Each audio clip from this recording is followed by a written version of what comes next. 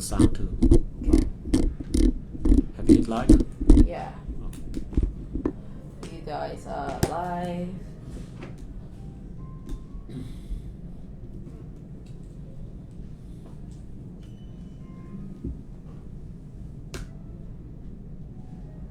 Oh, now it is live.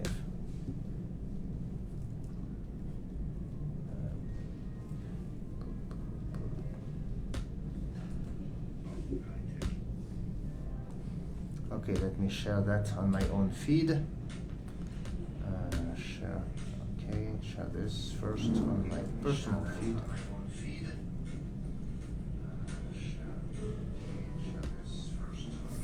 46 viewers so far. Okay. So you're very popular, yeah. You never get share to my page as well. This one. 46 viewers so far. Oh my god, it's gonna start echoing if you don't.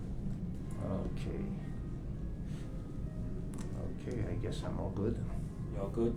Give me 2 seconds. Yeah.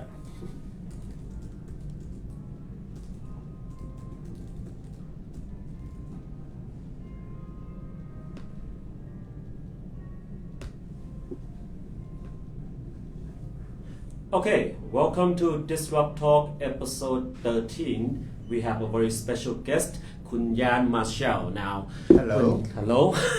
Kun Yan is, of course, a long-time resident of Thailand and also a long-time political commentator on Thai politics and society. And Yan has gotten into trouble quite a few times, as far as I know, right? Now, Yes. let's start off by talking about what happened this past Monday, November the 2nd, right? Right. You went to the immigration office, you wanted to have your visa stamped because you lost your old visa, your passport. I lost my old passport, and indeed I wanted to transfer the stamp, my visa stamp, onto my new passport. And well, it took a few hours for administrative reasons before I could actually get the process started. But then when the process was indeed started, I was called into the office of the police officer, and he informed me that actually my visa had been cancelled a long time ago, and that I had been informed about it, which I haven't been. And so 1 second. So that's not true. It wasn't cancelled a long time ago. Well, later on the stance turned out to be different, but that's what he first told me. So he said that it was because of my Facebook activity. In fact, he had a folder, quite a thick folder, of I guess not just me. I hope not just me. It could be just you, just one folder for you. I assume it's all foreigners that the intelligence is subscribing to in order to see what they post. Right. And in this folder, he opened to a page which was a report written in Thai about my activity on Facebook. I don't know how many pages were about me, but at least, yeah. Okay, so this is surprising to me. Well, not surprising, but I did not know that this actually happened. So the police do keep track of foreign residents living in Thailand who makes Facebook posts about politics. Yes. And they have a folder this thick. Yeah. Right? Well, I'm not sure about the exact number of centimeters, but yeah, they had a folder for sure. Okay, and you're sure it's not all about you, there are others.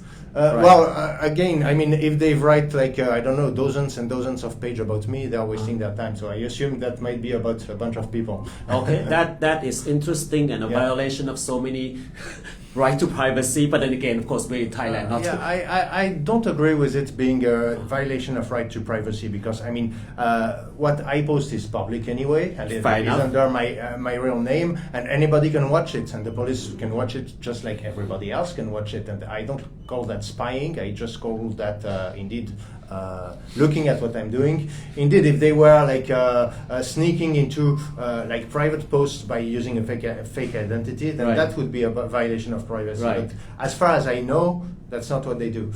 They just follow on people, and that's what intelligence services should do. Although, of course, they should do that primarily with people who are deemed dangerous, which I hope I am not deemed, because I am not a dangerous person.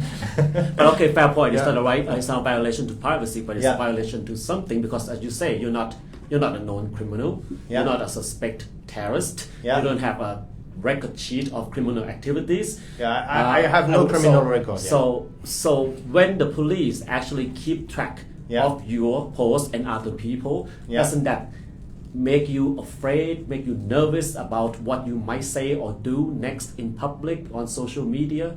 Because now you know they are actually keeping track. There are documents. It does not come at a surprise to me that they are keeping track.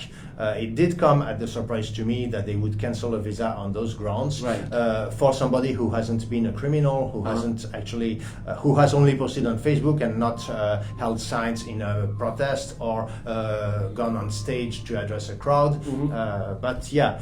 I mean, this having been said, obviously, you know, when you are a foreigner in a country, you are in that country on a visa, which is a privilege granted by a government. It's not a right. It's not a human right to have a visa to go in a foreign country, and therefore, I mean, I cannot. I mean, if a country wants to revoke a visa for a foreigner, unfortunately, I would say it is their right anyway. Of course, when there is a rule of law, there should be a balanced process with a right to appeal, which I think there is in Thailand. Actually, the lawyer told me that there is, but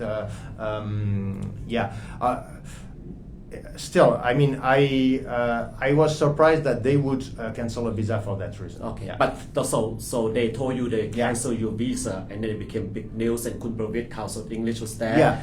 He interviewed you, and then what happened? So what happened when the policeman told me that? Then he went away in another room, I suppose, in order to make calls in order to get my case handled. And I was alone in that room, well, which is proof that I was not considered a dangerous criminal, because you don't leave a dangerous criminal and alone in the police room with all of the information and everything. Right. But anyway, at that point I was like, what do I do? Do I just not contact anybody and let the thing go as they want it to go, or do I contact people? And I felt like, okay, I will try and contact people to make this public and to make sure that things are well looked after. And so indeed, the first person whom I was able to contact was Kun Tiranai from Kausot. Right. And then he indeed transferred the information to Pravit. And Pravit also had the good idea of contacting the Suntanai Kwampea City Manusation, the Thai lawyers for human rights. Right. Who was able to let a lawyer come and take care of me as well. So there was first a lawyer coming in, and then Kun Pravit.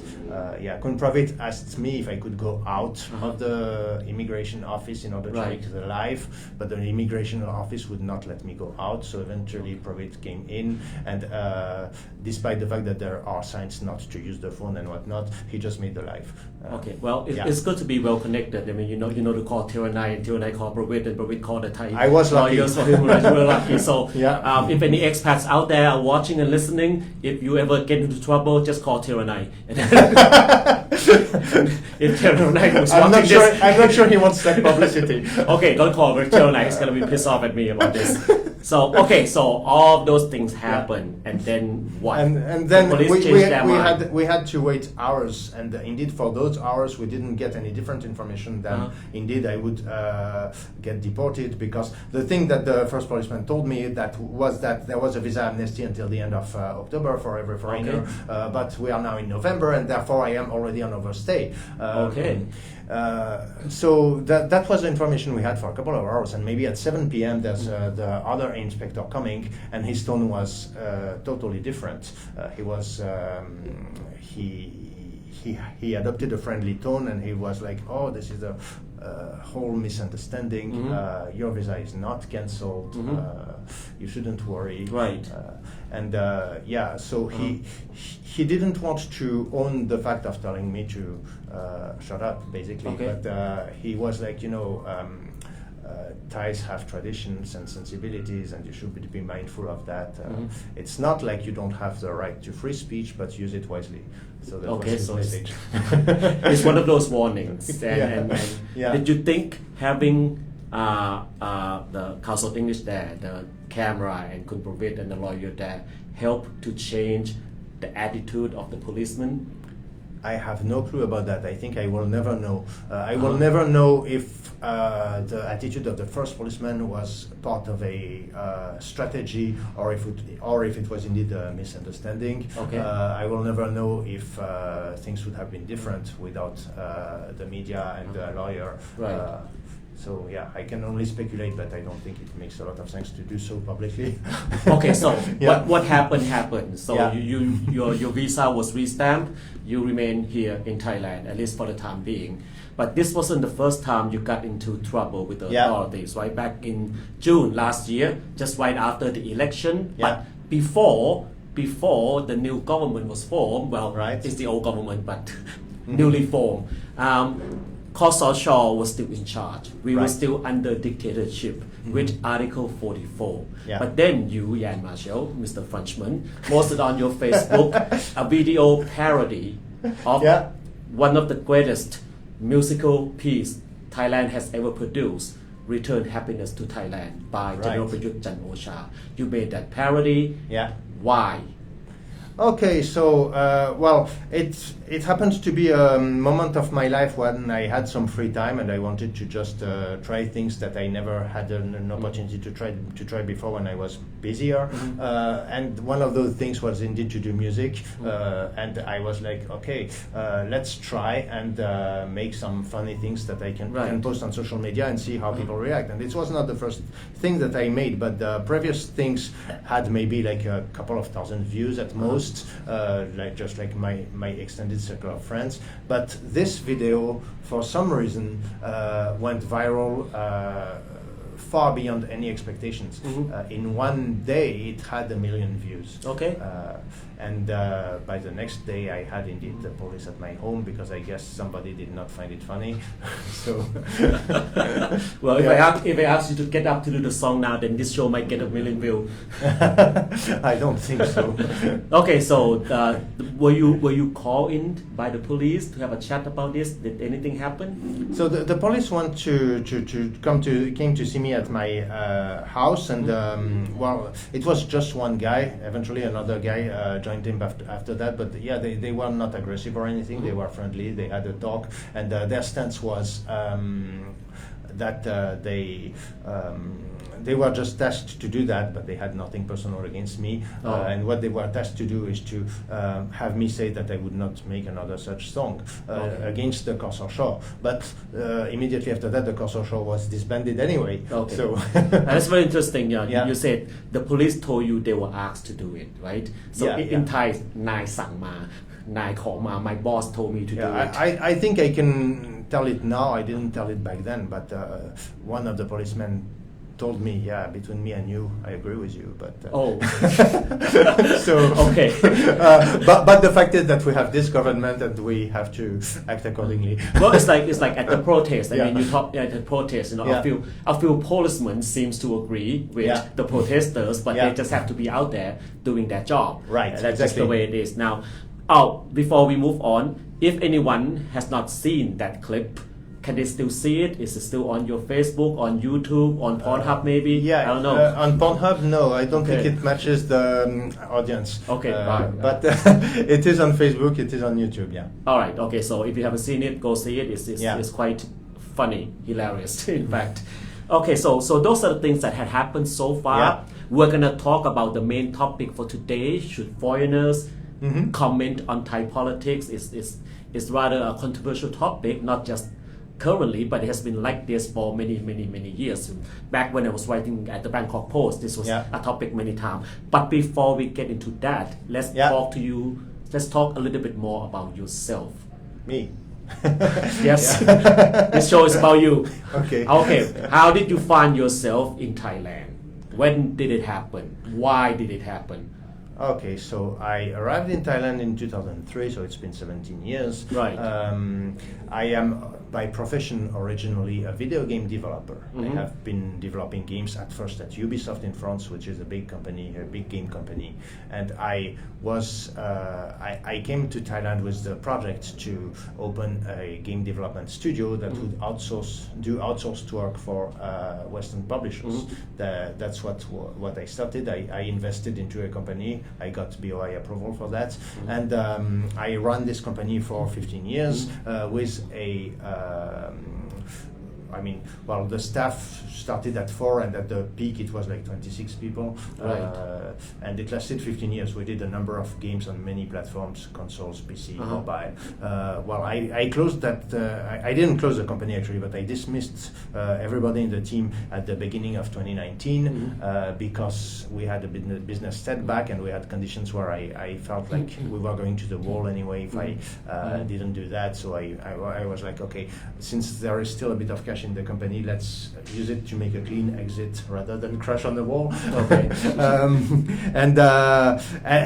And then indeed after that I had free time. I took, let's say, about 1 year sabbatical because I had a severe burnout after doing that for 15 years. Seriously. Okay, but for most people, when they have free time, they take up a hobby. They go, they bowling or play soccer or do whatever. I did that. I mean, not bowling or soccer. I do dancing, but anyway, I did take a hobby, but I wanted also to try things in creative contents because this is kind of my point of interest anyway. But you do know that there is this sort of unspoken agreement that foreigners, at least according to many Thais, the traditionalist Thais, that foreigners should not speak about Thai politics. And also there is a climate of fear by foreigners, because I know a lot of foreigners who have political opinions, strong political opinions, but they refuse to make these opinions public for one reason to another. So there's this climate of fear, climate of silence, or climate of respect, whatever it is there. Why then did you choose to talk about politics and do so in such a way that would get yourself into trouble? Right. There's multiple things in there. First, should you, and I think that's not specific to Thailand, should you, as a foreigner, have an entitlement to express a view about what happens in a country? And there are two schools of thought about that. There are the nationalists who think that your right to comment on a situation depend on your identity as a citizen. And there are universalists, such as myself, who think that as long as you know enough on a subject, it's not your identity that should define whether you are entitled to talk about it or not. And by talking about it, I don't mean shove it against everybody's face in the street. I mean just talk about it on your private Facebook page that people are free to watch or not to watch. I don't agree with those who make the argument that because you are not a citizen of such or such country, your expression is illegitimate. Okay, let me just play the devil's advocate. Let me be a nationalist Thai, and I can look at you and I can say to you, look, you are in my country, you are in my home per se, you are here as a guest in my country, and I welcome you with all the hospitality. I give you that famous nice Thai smile and the famous nice manner, the why, the khop kun kra, the everything. You ask me for direction, I tell you direction. I serve you nicely, I treat you nicely and respectable as a guest. Why then do you shit in my house by talking badly about my country, by making a parody of my beloved Prime Minister? Do you think that the analogy between a country and a house is valid? I don't know. I'm just pretending to be somebody who thinks it's valid. Right. I think if you're invited in somebody's house and they treat you with dinner and etc. and they cook like shit, but you're like, the only thing I can say is thank you anyway. I'm not saying, of course, that Thailand cooks like shit. Actually, Thailand has great food, right? But I mean, when you come into a country, indeed, it's because they accepted you, the authorities have accepted you, and I made a pitch to the Board of Investment back in 2003, where I presented my investment project, and indeed the Board of Investment accepted it and granted me the privilege of opening a BOI promoted company under my name. Right. And that's a privilege. Indeed, you could say that's like an invitation in the house, except that, well, I put some investment at first. I put 2 million baht. That's not a fortune, but at my scale back then it was. And I put my work, I hire people, I pay people, and I generate business. I think over the course of my company, I have generated about 150 million baht of revenue. Most of it was spent into salaries for Thai people. And of course, I paid taxes, my workers paid taxes as well. And with all of that, I think this entitles me to say, hey, well, I'm very happy here. First, I mean, I have the means to go elsewhere if I'm not happy. So if I'm still here, it means I'm happy enough, right? But my opinion on this is because I mean, I have worked and invested here, and I feel like it's not like I have been invited for dinner in a house. Right? Okay, so your argument basically is you invest here, you live here, you spend money here, you employ Thai people, then you are a part of this community, and therefore you have earned the right to speak. Right. But then, sorry, I may also come back and say, okay, you have earned all those rights, you have done all that, and I appreciate it. Yeah. But still, you are not Thai. You are not a citizen. You are not of this land. Yeah. Well, I mean, in legal terms, you are absolutely right. Right. In legal terms, I am not Thai, and if the Ministry of Interior takes the piss, they can cancel my visa. I mean, there is a process, but they can try at least. So that's correct. I am under that risk. And indeed, if you don't want to take that risk, the only way is to shut up. Now, I guess that is the legal thing. But as I mentioned, I think I know enough to be able to emit an opinion. I would also say that, in my view, it depends on what opinion you emit. If indeed you shit on Thailand, like Thai people are stupid, this country is... We're going to just cut out just that clip and then... No.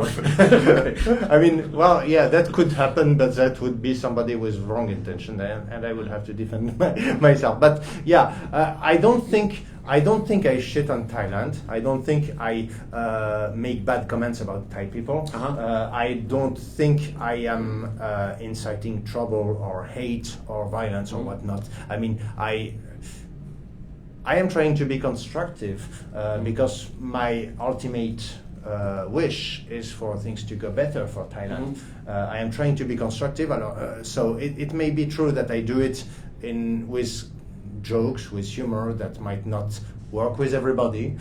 French humor. That might be true, but I mean, is that a crime? Good point.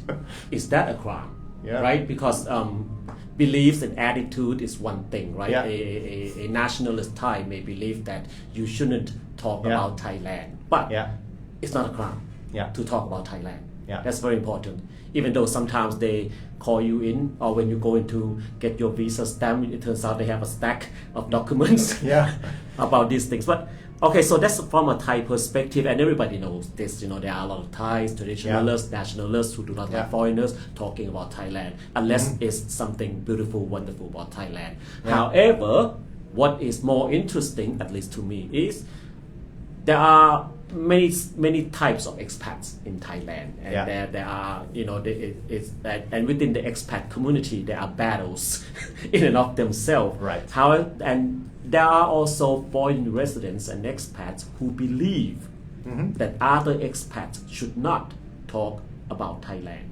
Yeah. Can you explain that to me, and why there is that belief? It comes back to the difference, the ideological difference between nationalists and universalists. Right. For me, I mean, in my ideal world, mankind would move past the association of personal identity with a country. Right. I think that we are all citizens of the same planet, and we should, and the issues that mankind will face in the upcoming decades are global issues anyway.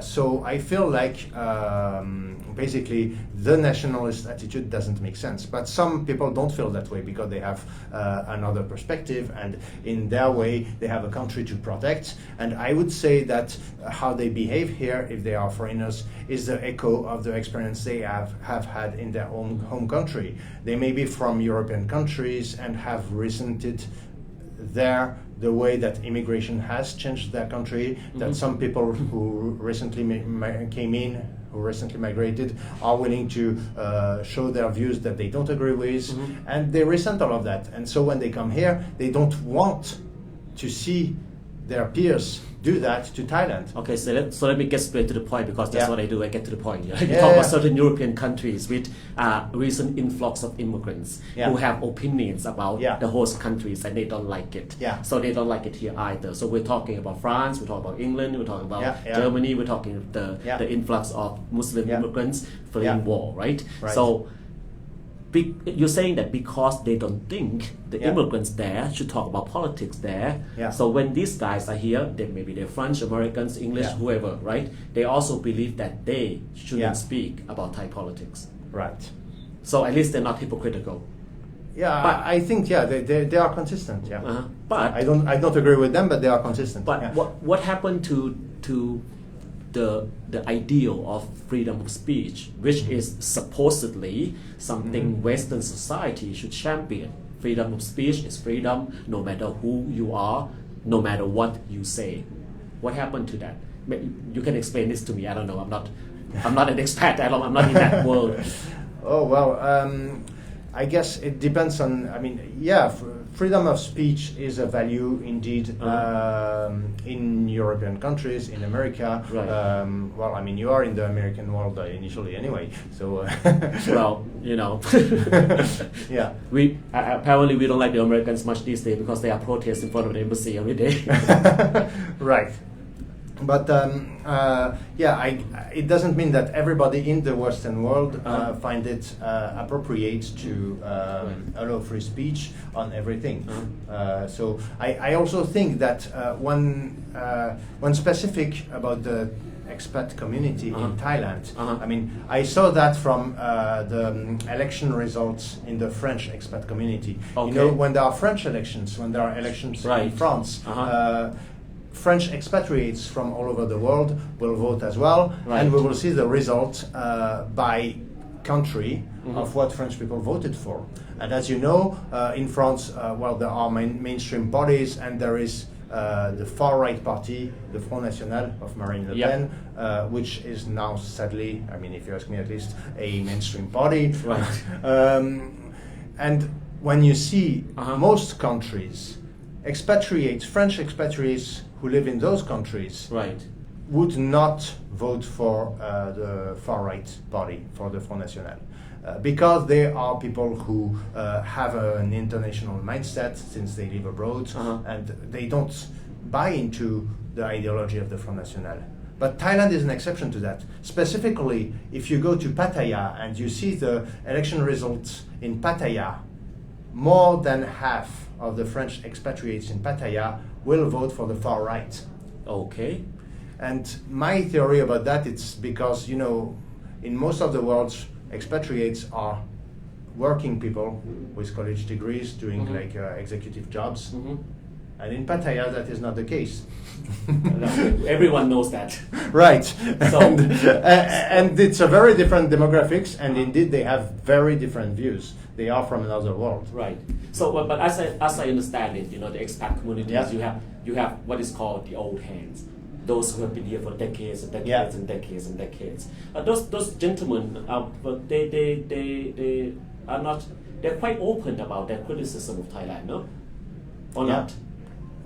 Well, some are, some are not. I mean, in my circle of friends, I have people who understand me. I have people who really disapprove of what I'm doing. Their disapproval generally comes from a good place, though. It comes from a place of caring for me and being worried about what I might become. Okay, here's a good point. The disapproval, does it come from the respect one have for the host country, or does it come from the fear of what might happen to you and also what might happen to them? Even though they didn't say anything, but hey, guilty by association. There's always the fact that when a foreigner see another foreigner misbehave or do something that they deem to be a misbehavior, they are like, this guy is basically putting some shame on me. And there might be that, the fear about what I might become and what might happen to me, that would be a sentiment on the part of those who know me and who appreciate me. I think many of the people who are critical of me on social media are not people who appreciate me anyway, so they wouldn't shed a tear on me. But does this ever happen to you? I'm on many panels and I give a lot of speeches, and it has happened more than once that after a speech or after a panel, I come down and a ผู้ใหญ่ an elderly Thai would come up to me and he might congratulate me or something, but he would also say that I shouldn't say certain things, not because I can't say it, but because there are foreigners in the room and certain things foreigners should not hear. Oh, that's interesting. I haven't heard about that. Well, it happened to me. So from the Thai cultural perspective, that our attitude is there are things that we can talk among ourselves, but we shouldn't let the foreigners know, because as everyone know, in Thai culture we have this suspicious paranoia about foreigners in general anyway, and it has historical root from the days of colonialism, which we have been taught at school.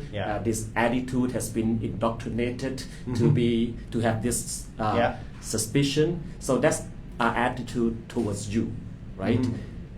Are there any particular attitudes among the expat community towards Thai people? Like you shouldn't say this in front of Thais, or what? I don't know, something that when okay, let me rephrase it this way. After you made your Facebook post or after you made your political comments, so on and so forth, when you walk out in the street, you see an acquaintance, you see friend. Do people make it a purpose to come up to you to say, don't do that? Does that happen? I mean, if it's people I don't know, I guess I have never had a person I don't know come to me and how to say, criticize me or anything. I guess they would reserve that for the online world, and if they recognize me and they don't like me, they will just say nothing. I have had occasionally people I don't know congratulate me if they like what I do. If it's people I know, then of course it's different. I mean, as I said, there's quite a few of them who say, you really should consider stopping posting anything, any opinion, because you're not doing any good to yourself, and you're also not helping. I mean, Thailand doesn't need your opinion. I have seen you at events and at protests. Right, you are quite active. You are quite involved in what's going on in Thailand. I mean, to be clear, I haven't protested. I came there as an observer. As an observer, of course. So my question is, why do you care? Why do I care? Well, I've been living here for 17 years. I have 2 kids who are binationals, so I think I have some skin in here. So I do care. It's true that it may be true. I mean, my friends who tell me to stop may be right that Thailand doesn't need my opinion that much, but I, for one, need to release pressure by also posting things and making things public, and that's part of my personality, I guess. So it's therapeutic for yourself also? Yeah, I think so. So, but you can't just speak about it to your group of friends, you have to post it in public? I don't have a group of friends that's so much interested in having deep conversation about that. About politics? About Thai politics, anyway. Right. Okay. Sean, Wake up. Questions? Yeah. Okay. So. Yeah. When you post stuff online, are you cognizant of the legal limit, and where do you think that line is drawn for your content? Like, are you aware of the legal limit when you post your content? Well, yeah, there is this thing called the lèse majesté law. Okay. Yes. So, we're all well aware of that. Right. So whatever I think about the king, I will keep for myself. Uh-huh. Which, by the way, the second inspector on Monday, that's the last word he had with me before I left. Right. It was like, between you and me, man to man, what do you think about the current situation in Thailand and the politics? And I told him, well, I am in favor of the students who want to amend the constitution. I think that is a necessary thing to do. He said, yeah, but what do you think about the king? And did you answer that? I told him, well, what I think about the king, I will keep for myself. Okay. And he answered, thank you for saying that on this show. he answered, well, that's exactly what I wanted you to say. So, yeah. Based on that and just about Yeah. everything else and my own experience Yeah. as a political commentator, I mean, we can talk about pretty much anything except, right? Except that these days we can say anything about General Prayut, General Pravit, or whoever, except that's that one thing. But even with that one thing, people are talking about the reformation of the monarchy institution openly now, right? We had the discussion about this on this show last week, and so things are changing, but at the same time, things are still the same. Another question? Yeah. Does Thailand accept multiculturalism within politics? Perhaps a good test to look at the parliament.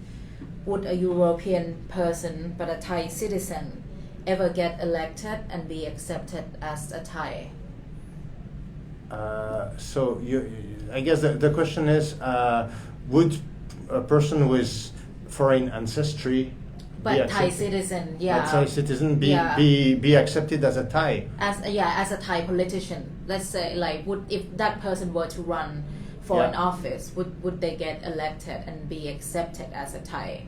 I think that's more of a legal question, like what qualification do you need to have in order to run for office? Citizen?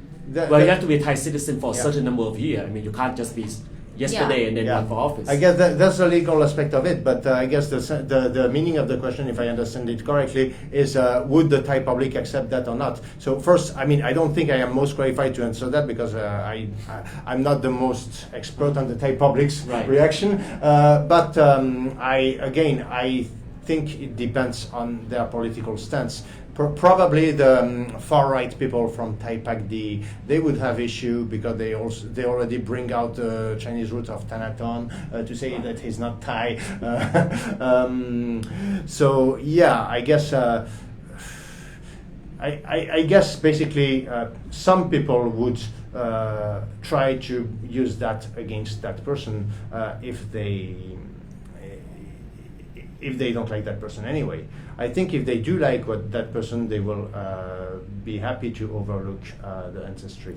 Well, actually, there are 3 layers of diversity in Thailand. Like within Thailand itself, we have many ethnicities, right? Yeah. The Thais of the Central Plain, the Thais of the North, the Thais of the Northeast, the Thai of the South, the Thai of the East, Cambodian ethnicity, so on and so forth. So there are dozens of ethnicities here already, and there's already a hierarchy between the ethnicities, right? Right now, the Thai Chinese are on top. As you can see, all the quote-unquote high society, the lighter skins, they are value, they are rich, they are beautiful, so on and so forth. That's the cultural stereotype. And lower down the ladder are the darker skinned people of Isan, and then people of the South, so on and so forth. It's unfortunate, it shouldn't happen, but we have that hierarchy. And then another layer would be the foreigners, or people who we look at and we just say foreigners, which is non-East Asian foreigners. Exactly. The Caucasian ancestry, the African ancestry, so on and so forth. So I think, but within politics, this first layer is more or less accepted because we are well represented in parliament of all the ethnic groups. But to see, I think the gentleman's question would be to see somebody who, for the lack of better term, looks completely white in parliament, but he has a Thai citizenship. Nobody can answer, but as a Thai, I can say this. I think it will be okay. I think Thai people will be okay with it. Yeah, I think so. Yeah, I mean, I actually agree with him because you know how Thanathorn got his Chinese root and whatever brought up, and he's Thai, and there's plenty of like Chinese Thai in Thailand, and he still got that happen to him. If it was like a completely white person, European person with Thai citizenship, I don't think that Thai would. No, but you have to look at why did Thanathorn get hate on because of ethnicity. It's not because he's Thai Chinese. It's because of his political stance. Exactly, and that's the point. The race card is played as it's always played. That's the point, and you have to also consider that it is on the part of people who like Thai Pakdi, which are people who are already inclined to look at people in terms of ethnic ancestry. So in the current situation, if we have blonde hair, blue eye person in parliament, and if that parliament is totally loyal to General Prayut, love and revere the monarchy, then I'm sure the rest thing is fine. Exactly. In fact, they will use this person as the role model. Exactly. In fact. Yeah, that's what they did with. Back a few years ago with Michael Youn, he kind of appeared as. We're going there. We're going to Michael Youn. Okay, go ahead. No, I mean I didn't want to speak too much about him, but the point is that he appeared to those far right people as the Westerner who was validating their views. Right. For those of you who do not know, Michael Youn was still is a journalist who was very active during the People's Democratic Reform Committee (GOPOPOSO) activities in 2014, and he was very supportive of the movement, very much against the Pheu Thai government, and he was the darling among conservative Thais and middle and upper class Bangkokians. Like, see, this white dude, he's on our side. Exactly. He became a poster boy. Yeah. So it's proof that it's not really about racism, as you say. It's about political stance, and then they will use a race card against those who have a different political stance. Fair enough. Yeah. Anything else? I have one question from me. From you again, you just take over. No, the two questions were from the comments. So from my experience, I think a lot of my foreigner friends seem to be afraid to comment on Thai politics in fear of some Thais would be saying like, oh, go back to your country, which is like a very famous phrase that we all have heard before. So what advice do you have for them or to encourage them to at least keep updated with the political situation here without being scared of that being said to them? Okay, so first and foremost, my experience is proof that it's not risk-free to open your mouth. So very they keep a folder. They keep a folder. So if you are very outspoken, I mean, I wouldn't blame you. I'm not in a position to blame anybody for that. And I would actually, I mean, people who take risk, who take personal risks to push what they believe in, I have a lot of respect for them. I would encourage them and not tell them to stop. However, people who don't take risk because they can't afford to take risk, I also fully understand them. And the thing that I would say that you have to know where you stand. If you can afford the risk, then go ahead. If you cannot afford the risks, then indeed be wary. So for me, I decided that I would afford the risk. I mean, that's fine enough. It's personal choice, personal freedom, and being told to get out is not Thailand specific. It happens everywhere. I grew up in Texas. People tell me to get out all the time. And they say go back to Mexico, but I'm not. Wait, hold on, I'm from Mexico. Right. So it happens everywhere. Right. Anything else? From Thai Pumrawit ka. But this is a topic that would touch on racism a little bit if we are okay with that. We're okay with everything. Curious to know of Jan's thought on racism or Farang discrimination in Thailand, specifically how he sees Thai's treatment of foreigners. Are there instances of positive discrimination? Positive discrimination. Yeah. I guess if you go to Soy Cowboy, they want a foreign crowd, and they will be wary of having Thai clients. But aside from that, I'm not too sure about positive discrimination. There's not a lot of negative discrimination either. There is just, I made a video back a few months ago about a restaurant that was specifically rejecting foreigners, but that was one case in the whole number of Bangkok restaurants. So I don't think it's representative of anything. I think in general there is no negative or positive discrimination. There is only a price discrimination on the part of some venues. Dual pricing. Yeah, dual pricing, which I strongly disapprove of. But at the same time, it is their right, just like it is my right not to patronize them. But let me take a step. I think the gentleman's question might also imply the expats' attitude towards Thai. Like when you look at us, what do you see? Because oftentimes I would hear comments from expats that Thais are very racist, which is true. But everybody is, and also Thais are this, Thais are that. So basically, the question might be that is there sort of a silent look down upon at the natives? You would say the expats, the foreigners looking down at the Thai? At the Thai, yeah. I have seen that, but not in the communities I like to frequent. You're very, very careful here, right? Yeah.